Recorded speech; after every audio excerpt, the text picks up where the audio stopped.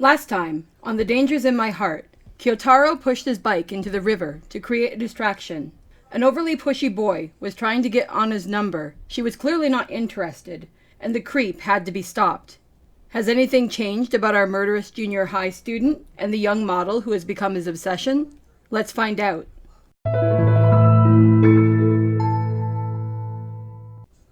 Kyotaro has not abandoned his desire to murder Anna Yamada. The show wastes zero time in making sure we know that. A subtle thing I noticed here, as opposed to in episode 1, is that it's specifically her that he's targeting now. He may still be plotting about others and we just don't hear it. But what we do specifically hear are his dark thoughts about Anna. Dark thoughts which, yet again, contrast to the way that he behaves. He wants her dead. Yet he'll run to the other side of the school to fetch her water for her color-changing treat. And then drink the glass of water as if he got it for himself when he realizes she no longer needs it. He wants her dead, yet he drops his knife to distract a creepo who was plotting to go across the room and ogle her breasts through her sweaty, sticky top. He wants her dead, yet he lets her get him mixed up in the school festival. He feels a jolt through him when she touches his hand. He gets turned on when she touches his leg to get up while she's hiding under a table at the library. That's a long and pretty funny story, but I'll let you see it for yourself if you decide to watch the episode. I stand by what I said in episode 1. He thinks he wants her dead, but he's a confused teenage boy who, despite his dark inner monologue, seems like a decent person. Kyotaro wants Anna, and that probably scares him shitless. One thing I actually like about the show is that it doesn't strictly paint everything as Kyotaro and Anna good and everyone else bad. The guy who keeps trying to chat up Anna in the first episode is the first person here trying to pull Kyotaro's bike out of the river.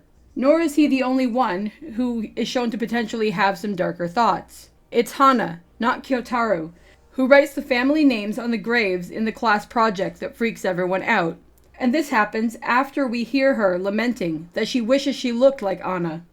The narrative of the show doesn't beat us over the head over whether she wrote Yamada's name out of jealousy. But it doesn't 100% rule it out either. It lets the potential play out in Kyotaro's mind. There was a bit of raunchy comedy thrown in too, but I think it suits the story. Kyotaro is a 14-year-old boy. It's totally normal for him to get aroused by a random touch. It's also totally normal for him to notice a girl's boobs. And that leads to a joke punchline that's not pervy, but actually really funny. If you watch the show, you'll see. What I like about how they deal with that part of Kyotaro's character is that while he's not disgusted by his reaction, a good thing, since they're normal, he does feel awkward over them. Unlike his peers, he doesn't seem outwardly obsessed with girls' bodies and how best to ogle them. The story is doing a great job at honestly depicting his interest without making him an asshole.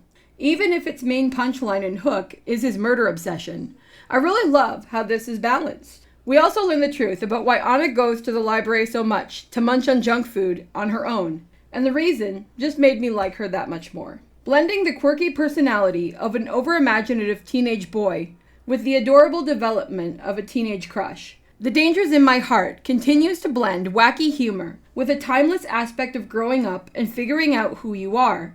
I'm definitely looking forward to more of this. This is shonen romance, which means more emphasis is placed on the comedy and situations. Despite that, I do hope we'll see some kind of progression between our leads, but only time will tell. So, are you watching The Dangers in My Heart? Are you enjoying the show so far? If you're interested but haven't started it yet, it can be found on High Dive. Thanks for hanging out and discussing the show with me. I'll catch you in the next video.